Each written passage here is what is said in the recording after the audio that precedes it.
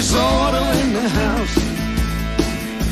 The tub runneth over. Plaster falling down in pieces by the couch of pain. Disorder in the house. Time to duck and cover. Helicopters hover over rough terrain. Okay, welcome everyone to episode 0 of our new podcast, the weekly narrative. I am Scott Wilson, and I am joined by Michael Wilson. And this is a kind of a reboot of a previous podcast I did called Strangers in a Strange Land. I do another podcast with a friend of mine, Joey. We do Movie Sucktastic, and we started up Strangers in a Strange Land to do kind of politics and cultural, anything else that we wanted to do that didn't have to do with movies. And then we kind of fell out of practice on that, but we brought my father in here because he wanted to do some of this stuff. And then we eventually got to the point where we decided that Joey was going to concentrate mainly on the movies, and I would do this for fun on the side with my father. So this is the episode 0 because I'm not usually on the producing side of the podcast, and this is my first stab at this. So I'm just trying to make sure the technology is working properly and figuring out what I'm missing before we go into episode 1. One thing I'm missing is a mute button, but I think I can... is that me or you? I don't know. Must be me. Did you not hearing me? Did you hear me cough? No, I didn't. Then it's for me. Good. All right. So I just figured something else out. I got to figure out how to get those clear up your picture on the screen because I know we don't have that on Movie Sucktastic. So this is going to be the weekly narrative where we just kind of take the last week, maybe more, maybe less, and just kind of put our own spin on it and tell you what you should think and how you should react. Basically. So I'm going to let you get the ball rolling. If you what you want to say as far as an introduction for the show about you and or the show. Well, it's been a hell of a week, so there's a lot that we can cover. Before we actually cover that stuff, though, I just like if you want to introduce yourself and anything you have to say about you and the podcast. That's all. That's what I kind of meant. Yeah. I'm Scott's father, and somehow he got me interested in politics and what was going on, and I've gotten in so deep that it's pretty much consuming. I've joined the local Indivisible group and done some activism, and we've got some things going on. So getting more involved as time goes on. Yeah, I take full responsibility for that, and I've been apologizing to my mother ever since. I can tell you exactly when it happened too. It was over a decade ago, and you had Sirius XM, and so he was giving me a ride one day, and we have Sirius XM radio on, and he's complaining about all these music stations. That after 3 or 4 days, rotation starts again. They're playing the same damn thing over and over again, and you know what you're going to hear after a week. It's the same thing as listening to records. There's no variety anymore after having this for a while. And I just kind of mentioned that, that there are stations that don't play music, like talk stations. He's like, really? So yeah, like political stuff, other things like that. And I recommended 1 or 2 that I listened to and said, try that out instead while you're on your commute. After a month, he was hip deep. He's watching what's the one TV or radio show you started listening to religiously after that? The best of the left, and then I got into everything else. The actual the radio show. What's her name? Oh, Stephanie Miller. Stephanie Miller. Yeah, you got yeah. So that pretty much is all my fault. And now sometimes even when I want to try to take a break, he sucks me back in because I feel guilty. So, and that's why we're doing this podcast, and occasionally having on special guests, including Joey on occasion.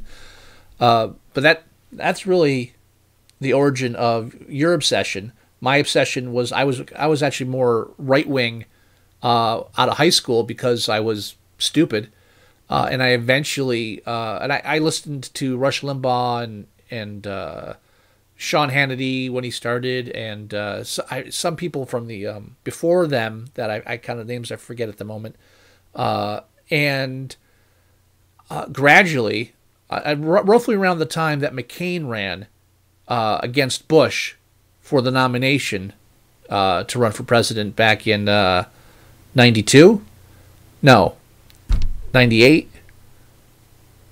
I don't have my dates in front of me, but roughly around that time. That's when I started actually paying attention to what I was listening to and started realizing some of the things I was falling for and some of the assumptions I was making based on just what I was hearing. And this is all before the internet really became, like, this is before your social media actually overtook news. And this is before the internet was actually being utilized in a propaganda sense to the extreme it is now. So, the internet wasn't really the first place most people ran for news at that point yet.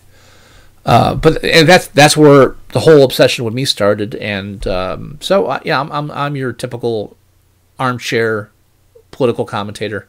I know what I know. I'm definitely no expert, but I'm pretty sure I'm right. So what did you want to talk about this introductory test episode?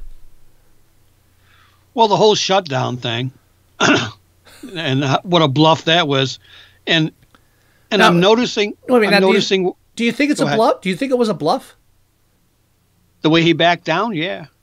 Oh, so the initial shutdown wasn't a bluff, but you think the back down's a bluff? In what sense? No, not. Well, in 3 weeks we might know. He might come out with his emergency declaration or something. But him not having any idea what was going to happen, as everything, he just did not know. Mm-hmm. And then he can't. I just realized he can't back down from Nancy Pelosi. Can't even come up with a nickname. His nickname for Nancy Pelosi is Nancy. He never goes after Rachel Maddow or Michelle Obama.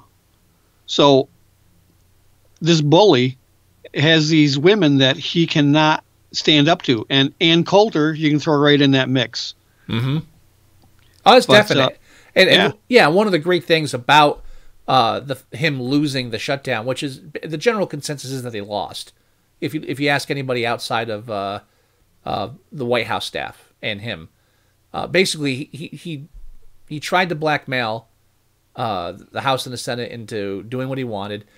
They couldn't even pass something on the Senate until he did the temporary, and then they eventually ended up doing the exact same thing that they wanted to do when he first started the shutdown. It's like the exact same temporary setup that they first wanted to do. And he was like, no, I'm just going to shut it down. You're going to give me what I want. So not only did he lose, and not only has he proved himself once again not to be the art of the deal master negotiator, but he was defeated by a woman. And for this iconic misogynistic character, that's beyond irony and beyond great, is excellent. Oh yeah. No, and when you think about like just a month or two ago, there was this like underground Democratic movement saying, "Oh, we have to get rid of Nancy Pelosi. She's not capable of handling any of this." And then, not even a month into the change in power in the House, and Trump is her bitch. Yeah, basically, she's proven them all wrong. And I'm not a Nancy Pelosi like supporter or anything, or I'm not in her camp, as it will. But you got to give her credit. It worked. Yeah, and she's coming around to the pressure of the younger group coming in. You know, she's gone along with a lot of stuff, except for impeachment, which that's going to come by itself with evidence from Mueller, or just the indictments that Mueller puts out, because the way he's putting them out is he's given them information through the indictments. Oh yeah. Yeah, I mean, and that's you hear some criticism sometimes of, they keep taking impeachment off the table, you know, like the Democratic soft serve, but it makes perfect sense, because what they don't want to do is fulfill his prophecy that it's like a witch hunt and that it's just political in nature, by coming at him trying to impeach him for the mental stability issue, just saying he's not fit, because then trying to prove that is just going to be, you're going to lose any kind of attempt to prove that in just a back and forth shouting. But if you wait until, hey, yeah, he all this crooked stuff happened and he was in the know, then it's a done deal. So why try to bypass that? I mean, and the further Mueller has gone, the more it has become obvious that there is so much happening there that it's just a waiting game. It's not even like a concern of like, oh, will he or won't he? It's no, he has. But he's tying up as much loose ends as possible, as many loose ends as possible, and it's well worth the wait. Everything that's come up on indictments and so forth, we knew about because of reporting before. Right. You know, we knew about all these meetings and so forth. And now you got Deutsche Bank, which is involved in it, which is directly connected with the Kremlin, and then where his money's coming from. And once they get the tax returns and they get the records out of Deutsche Bank, which they put him in a different division of the bank, and that's the division they raided, was where they loaned him money and he was going to sue them because they wanted their money back. So then they gave him another loan by going through another branch of their bank. And that's the branch that they raided. So they're after him. They've got, you know. And even if none of that is linked directly to the presidency, what you're doing is revealing all of these ties that they hid and all of this shady nonsense that was happening. I mean, you know, this country elected a real estate tycoon, which not really.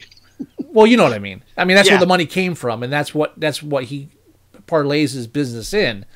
So, when I say real estate tycoon, I just mean that he works in real estate and he is technically a tycoon. I think you can say that. I mean, I'm not giving any credit in that description, but it was just publicly known before that he's a shady guy, and there's definitely corrupt stuff going on, but nobody looks into it because nobody cares.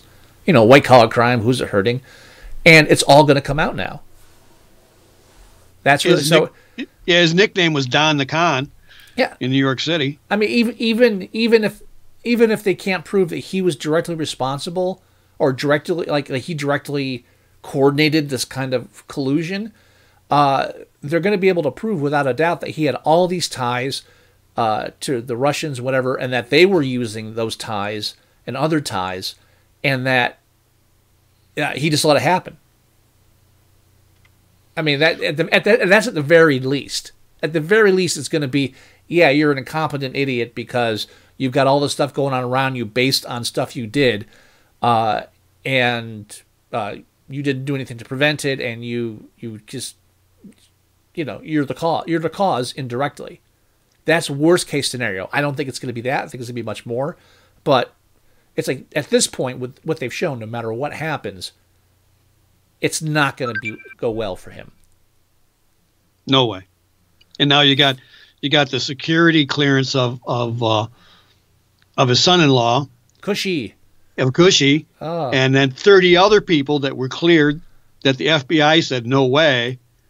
And when they went to the CIA to get a super clearance for Cushy, because he's running everything, they just laughed at him and said, how'd you even give him a clearance through the FBI? Right. You know? But it's that roller coaster of where this stuff comes out now. It's like, oh, it's worse than we thought. And Yeah. And like, well, I kind of thought it was worse than I thought. There's like no surprises anymore. Nothing to come out with. I can't think of any revelation that has been jaw-dropping since. I think the biggest jaw-dropping revelation of this whole thing was when they announced Trump the winner of the election. I think that's the last time my jaw literally hit the ground. Everything after that's been kind of like, I kind of saw something like this coming. I didn't know the details, but yeah, that makes sense. Well, the NRA was kind of a nice surprise for me. Yeah, that's one of the weird. Yeah, the whole. That's weird. That's the whole Russia involved with funneling money through the NRA. Again, gee, the NRA doing something corrupt? Why would they do something like that? They're a very moral organization. Yeah, again, the general idea of the NRA doing something immoral, not surprising. Yeah. The specifics of it, when you get down to the details, the details are surprising, but you can't say you didn't see something like that coming. Yeah, the spycraft involved with the way they get in and get influence through the evangelicals and so forth. It's unreal. I mean, it's flummoxing. and then Trump's daily. I mean, we haven't talked. Obviously this is our first show, so we haven't talked about all this stuff. So it just kind of it's almost like starting from the ground base, just kind of referencing how all the insanity with Trump, and you can't do it. You can't condense 2 years of Trump into one episode. Your heads will explode. It's just so much insanity. Even this morning, this is Sunday the 27th and of 2019, and just the tweets he's doing since Friday. By the way, Friday when he finally came out and announced that he was stopping the shutdown, i.e., he caved. There are two main theories I've heard. One was it was in direct response to the news that was breaking that day that they were actually starting to shut down airports because the traffic controllers weren't showing up. They were just like, "No, not doing this." When I'm not he made LaGuardia worse. Yeah, exactly. Which is right, quite the thing. So there's one school of thought that says, that stuff breaking is what caused it. And the other school of thought that I've heard was Roger Stone being arrested by the FBI.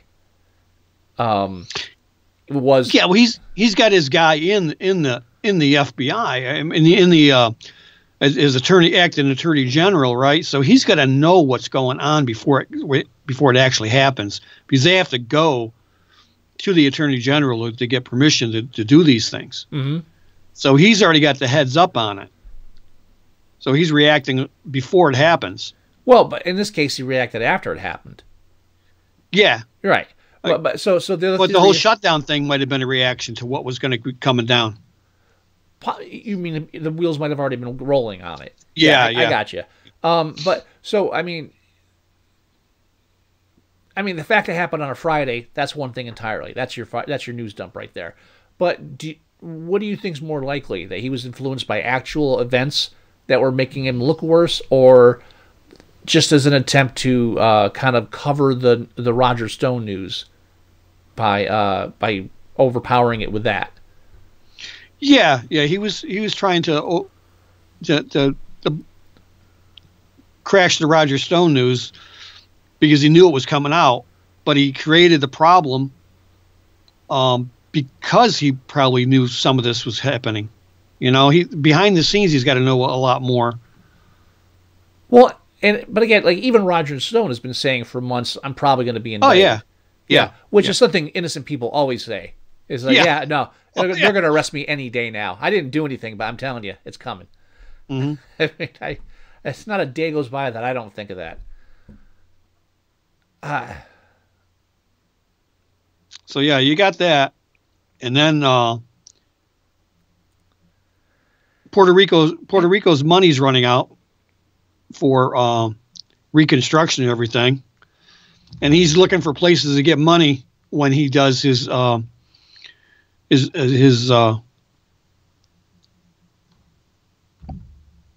distress thing, his national emergency. Yeah.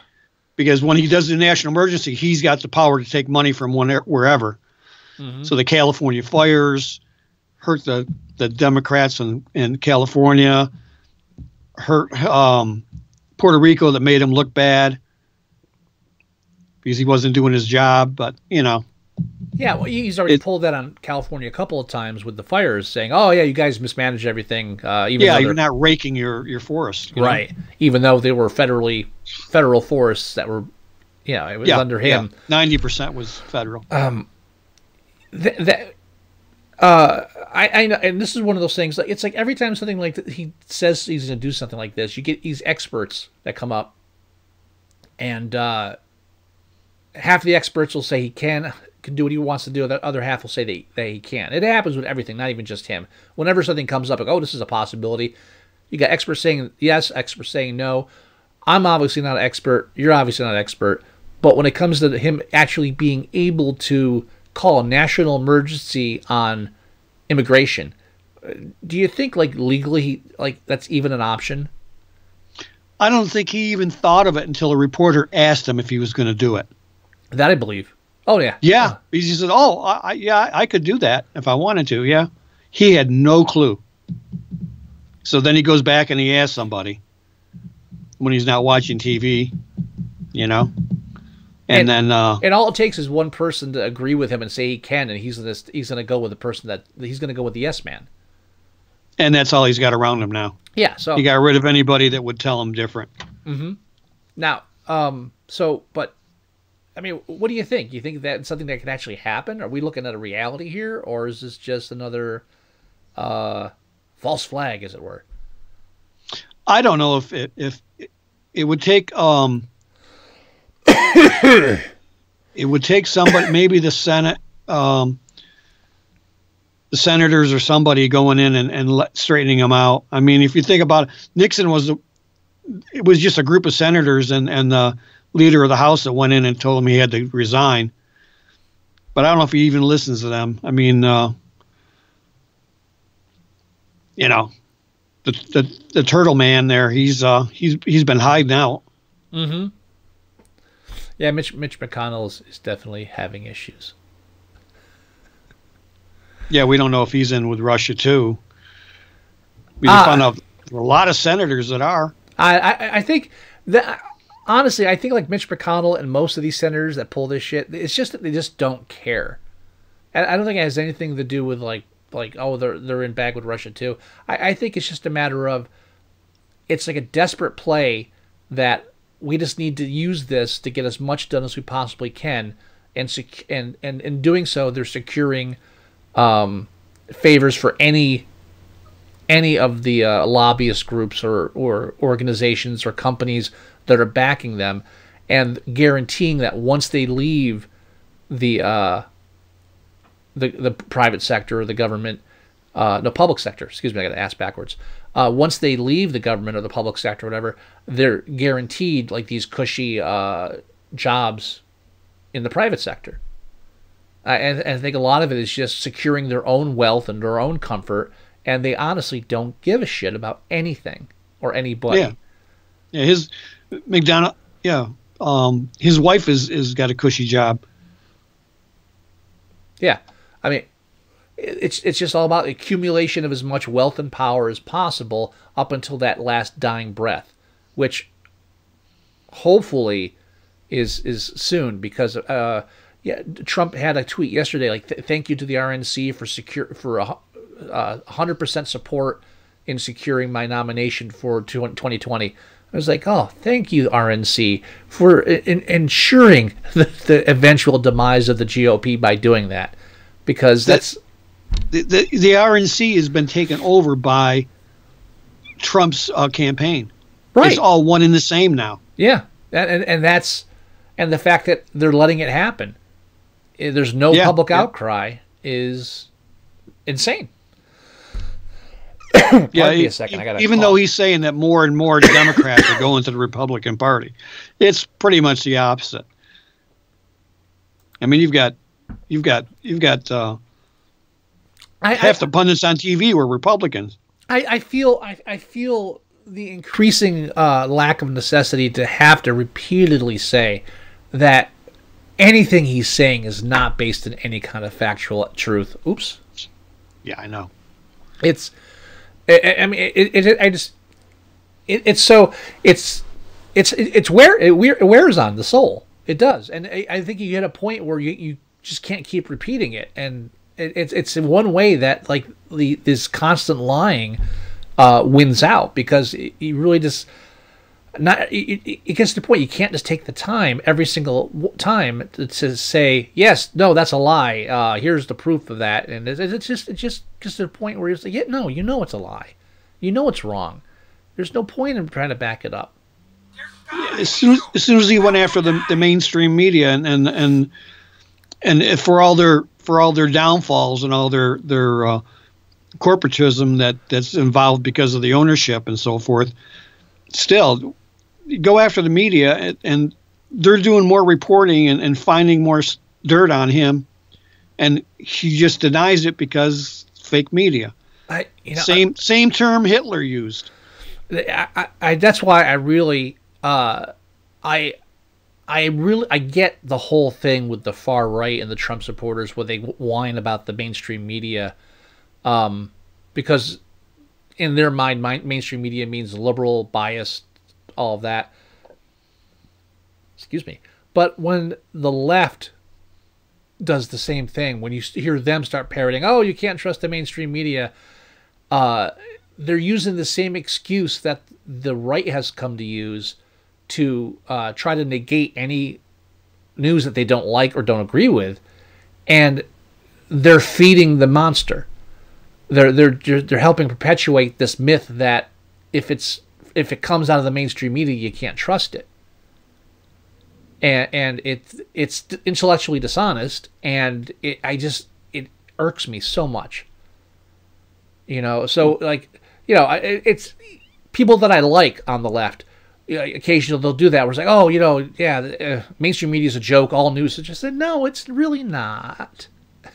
A lot of breaking news comes out that is actually well researched, well thought out, and okay, great, they did I think the big pill that the left has a lot of trouble swallowing is the fact that one of the reasons Trump is in office, or supposedly one of the reasons Trump is in office, is that they didn't come out from the start and say this is not a legitimate candidate, and instead they treated him like a legitimate candidate instead of like just saying flat out, this guy's a joke, this shouldn't even be running.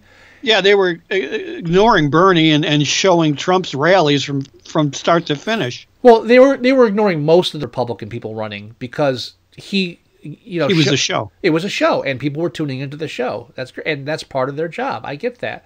And there's a lot of arguments you could make against that too. Like, the news shouldn't be telling us who is or who is not.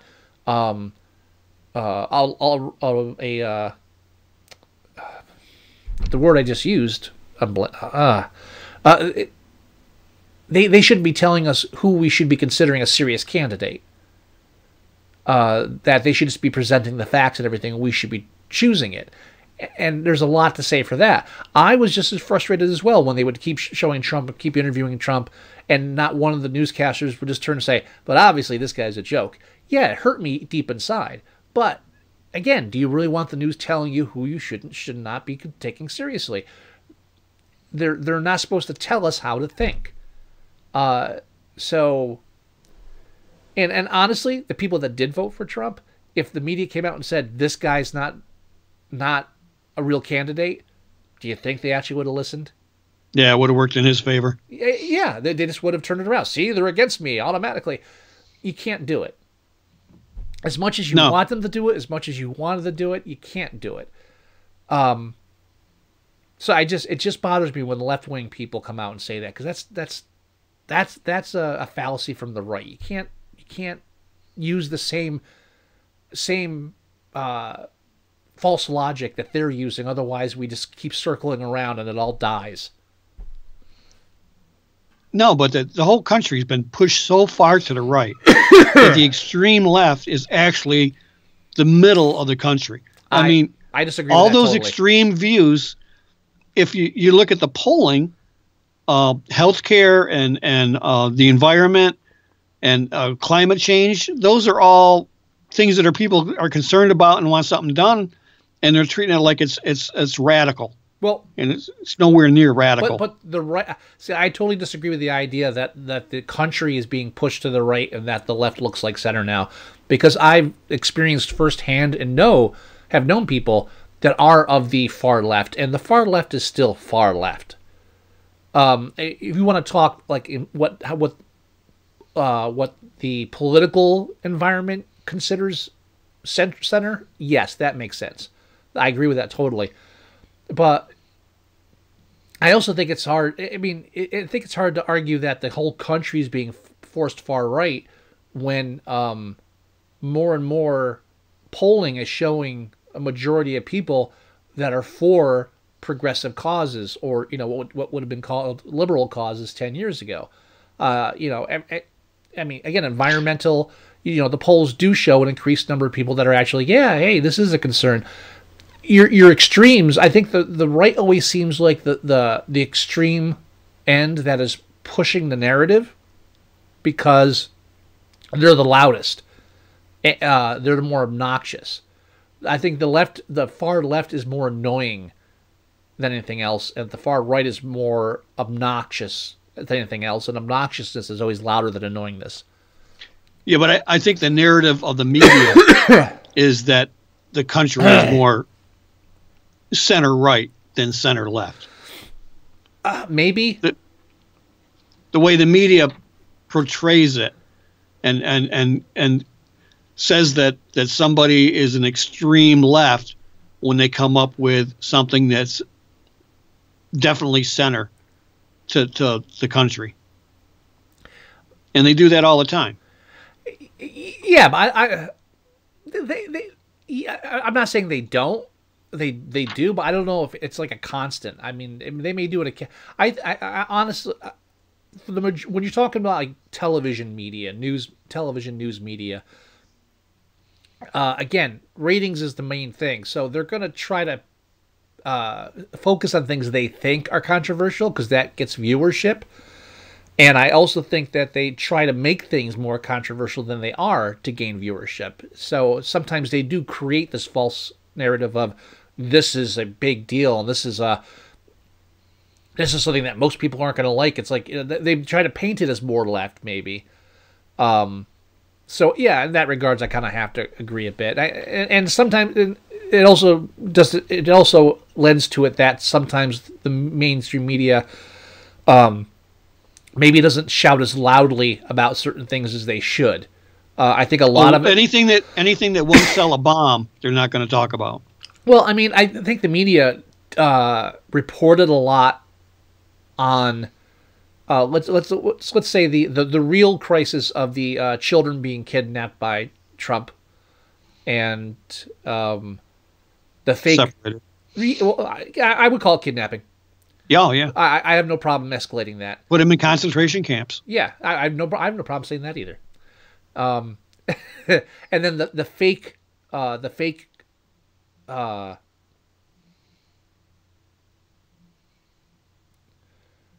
controversy, not controversy, but like the fake concern, the fake caravans. Oh yeah. And I think there's a lot of reporting on that, and I think they did try to. They fed into the false narrative by reporting constantly on the caravans, but at the same time, I think they did try to impart actual facts regarding it, and I think the media has gotten defensive enough with Trump that they actually do come out and try to correct him as much as possible without making it like a confrontational thing. So yeah, it's like El Chapo. He paid $100 million to the president of Mexico and can't figure out why they still arrested him. Now, the ex-president of Mexico, he said that didn't happen. No, I'm sure it didn't. And they're showing all the ways he brings drugs over in planes and boats and submarines and cars through the ports and everything else and tunnels, Not once is he crossing the desert. Now, speaking of kidnapping and Mexico, when Trump announced the shutdown being stopped, did you catch the part of his speech when he started talking about human trafficking? Oh, it's Stephen Miller lines, yeah. That Stephen Miller puts in every speech. Which line? Oh, now, which lines are you talking about? All the carnage and all the murderers and all the raping and taping their mouths closed and raping the women and that's all the that. part. The duct tape part is the part that I'm really focusing on, because I was catching clips of it. That was a little new, yeah. Well, I mean, apparently what I read was someone had reported that when he got to that part about the human trafficking, the teleprompter just stopped moving. Yeah. And I don't know if this was a joke or not. It's so hard to tell these days, but someone had reported that the teleprompter had, in brackets, talk about human trafficking, and then that was it, and everything else was 100% ad-libbed. Yeah, it was an ad-lib. We knew that, yeah. But I mean, like a planned ad-lib, as opposed to just like him going off the teleprompter. But just the whole, my favorite part was, and I don't have the actual quote in front of me because we're not prepared in that way for this episode. We will be on future episodes. The audio clip would be great, where he's talking about in slow, dramatic detail that they duct tape their hands, and then they put duct tape around their face so they can't breathe, which is really poor human trafficking. Yeah, he uses a soft voice, and that's part of his hypnotic trend. He hypnotizes people by repetition and going with that slow voice and the soft voice, like he's really concerned, and he's trying to show empathy that he doesn't know what it is, what that even is. Now, are you implying that President Trump is intentionally hypnotizing us? Yeah. It's a tactic. You just look at these. Talk to one of these mega hats, they have no mind. They're gone. They're like zombies. I don't know if I buy the hypnotic angle. Yeah. I do believe that this is what he believes is, he's taking on a tone that he believes imparts importance and seriousness, but it doesn't work because everything that's coming out of his mouth is madness. My favorite part of it is again, if you're trafficking humans and you're putting duct tape around their faces so they can't breathe, you're not very good at your job, because you can't sell corpses. Yeah. That's not, well, you can, but that's a whole different market, and you're not going to get the money back that you're looking for in investment if you're only taking 4 women over at a time in a van. It's like the picture he painted was that human traffickers all right, so I'm a human trafficker, I've got a van, I've got 4 women, and I'm sitting them up in the van so they're publicly on display, but I'm going to wrap duct tape around their heads. That shouldn't attract any attention. And then just before I get to the port of call, and I think that's what he called it, ports of call, I think he called them during the speech, something like that, like ports. His language is deteriorating so much. He just he has so few words. And then before they get to their port of call, because it'll be game over, because the inspectors at the border are going to notice the duct tape women in the back seat. In the back seats of the van, sitting upright. So instead, they veer, and then at some point, when there's nobody around, they make a left or a right over the border. It could be a right. And then once they're over the border, there's no more concerns of people seeing duct tape heads sitting up in the back of their vans. And I like the I'm grateful.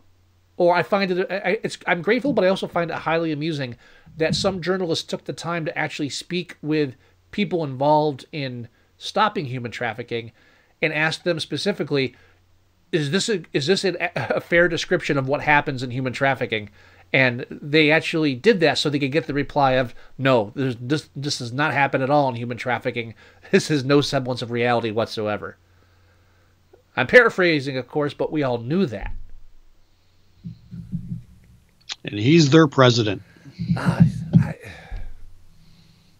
Something else just popped in my mind too, and it went away when I was talking about the duct tape. You talk about the less and less words. I love the fact that Merriam-Webster's dictionary is constantly trolling Trump on Twitter. Oh yeah, I saw that once. Every time. Yeah.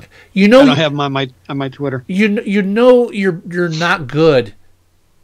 You know you're not good at speaking or communicating when the dictionary itself as an entity singles you out as an enemy. Well, some of the misspelling that he does, the autocorrect wouldn't let him do that. He would have to override it and tell the autocorrect that it's wrong. Now that is a fact that the QAnon people use as proof that they're not misspellings, but he's actually doing it purposely as code. Oh yeah, I've had that argued to me. They said, oh yeah, there's no way that autocorrect would allow that. So he obviously did that on purpose because he's trying to convey something directly to us. And I asked them what it was, and that part they didn't have figured out yet. But obviously it's so high. Whatever comes up, they'll say that was a clue. That was totally that was the clue for this. Yeah. Yeah. Like when he came out and tried to imply that Kovefi was an actual done on purpose. Yeah. Yeah, he's playing 3-dimensional chess. You can't play tic-tac-toe. No, he's eating the chess pieces. It's not. There's no game. Even I get stuck in that sometimes, where you read something he did or said, and it's like, but is he playing with us? It's like you want to ascribe a certain level of intelligence to some of these things. I think it's just like a natural instinct. You want to. It's like the reason we've created God. Is that we just need to say, yeah, this was intentional. This is meant to be. There's a reason for what's happening. And when you have this parading around as the leader of the free world, there's a certain point where it's like, no, he did that on purpose. I'm just waiting for the breakdown after the trial, and he's got an orange jumpsuit on. He just goes, I don't know what I was doing. I had no clue. I want to see him cry. Publicly. On television. I don't want to hear a report of it. I want to see him bleary-eyed, the tears rolling down his cheeks, just out of pure hopelessness. I need to see that. Him or Don Jr. I'll take either one. Oh yeah, yeah. Eric, the mega hat bonfires will be great. They're not going to burn those.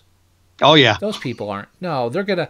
That's my only fear when it comes to all of this is the real fear of what happens when they finally.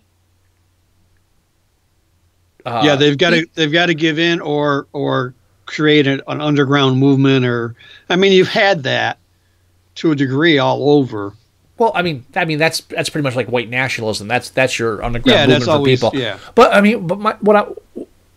what I'm getting at is that you've had Republicans in the past, and then they're shown oh yeah, hey, this was totally wrong, and they just shrug and kind of forget it, and they just make excuses, but they move on, because no one's ever really brought to justice, so to speak. They just kind of they do it, we all complain, they defend them, and then the person just kind of peters out, like all our issues with George Bush Jr. Just destroying the country and dragging us into an endless war. And at the end of the day, it's yeah, he's going to go off and do some painting now, and we'll continue to disagree about this. But everything's kind of. But Trump has taken the dumbest selection of these people, and not only have increased the fever pitch, or to a fever pitch, their rage, but have also convinced them that they are in fact right, and in fact a majority somehow. By doing so, I just feel like he's instilled in them this kind of false sense of importance. And what are they going to do with that when they're backed into a corner with his impeachment or his arrest or Bud Dwyer moment? What's going to happen to them when that happens? What's their reaction? obviously not all of them, but there's going to be a segment of those people that become totally radicalized. Yeah, because they're in so deep now they can't. Yeah, they can't admit they were that wrong. I'm not one of the people talking about the Civil War, because that's going to be over real quick, because all the NRA people that are stockpiling weapons, they're going to find them pretty useless against the drones. Yeah, and tanks and things like that. Flying killer robots trump like a dozen rifles any day. Yeah. Yes, they don't understand that when they talk about uprising against the government. You're not doing it. And it's always ironic, too, when all these patriots go out of their way to express how glad they'll be to kill American soldiers if they ever are pushed to that point. They have no problem with that. As I don't know, I'll defend myself. I say, you're going to kill soldiers. Okay. American My soldiers. concern, too, is like when you have the white nationalists protesting and stuff, the police seem to really let them get away with it and really don't go after them like they would anybody else. Yeah. Native Americans can stand out in the freezing cold and get hosed with fire hoses and everything else. But And just to avoid generalizing, I will say that's probably more dependent on where it happens, like which cities or what part of which cities. I don't think all cops are racist, that all cops are but maybe enough of them. If there's enough of them, that's the problem. And again, I think that can be proportionate based on where you are. I think police forces in some cities and in some regions are less likely to let that kind of stuff happen. So that's all I'm saying. It is happening, and it is happening with an alarming degree. So that is obviously a problem. I'm not saying it's not a problem. Well, the police department's always attracted the bullies. Oh, definitely. Every bully in my hometown became a cop. Oh, yeah. Almost. But there's 2 or 3 that I know were good guys, and they became cops too. But it's just scary, Yeah, that's always your problem too. Is like when you're trying to recruit people to that level of power and ability to enforce that power on other people, you're going to get people who just want the power aspect. Mm-hmm. It's just unavoidable. And I mean, the question would be, are they trying to weed them out? And if they are they doing that good of a job? Or is it the leadership itself? There's a lot. There is definitely a level of ingrained racism. There's definitely systematic issues where you still have that group of that bad mentality running the show. Definitely, and we have the same problem with the government right now. Until we get some, the only path towards correcting a lot of our issues is over bodies of dead white men, elderly white men who have died of natural causes. It's just to underline that this is not a call to war. This is a call to waiting out, and then when they're finally done, walking over their graves and actually getting something done properly. But yeah, all I really meant was like, I'm not afraid of like a Civil War type thing, but I do think we're going to see a lot more of like these, like the Mad Bomber, we almost forgot about, who went out there specifically in defense of Trump and started bombing news stations and left-wing political figures. Is there going to be an increase in that? Yeah, and he was hidden in plain sight with all the stickers on his van and everything, Yeah. Just another one. I loved when they tried to the FBI tried to cover it up. Yeah, and funny. And then there were people local people who posted pictures of it. Saying, "Yeah, I took a picture of this last week because I thought it was insane." Yeah, I saw it and I thought it was unreal. It was like, "Oh yeah, good job there, Kojak." And you got more of these incel shootings. The whole incel movement, just I only discovered about realized it was a movement like a year ago. No, what do you? I missed this. What is this? The incels. Oh, this is one. Later on, Google it and just do some reading. It's amazing. Yeah. And I don't think it's really discussed mainstream, but it's being mentioned more in these articles.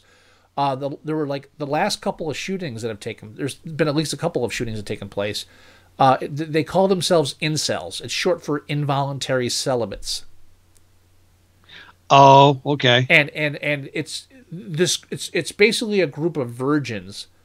Or people that do poorly with women, that do poorly with women, and they go to these chat rooms and they organize there, and their main focus is blaming it on the fact that women are shallow and vain, and they're the cause for all their problems.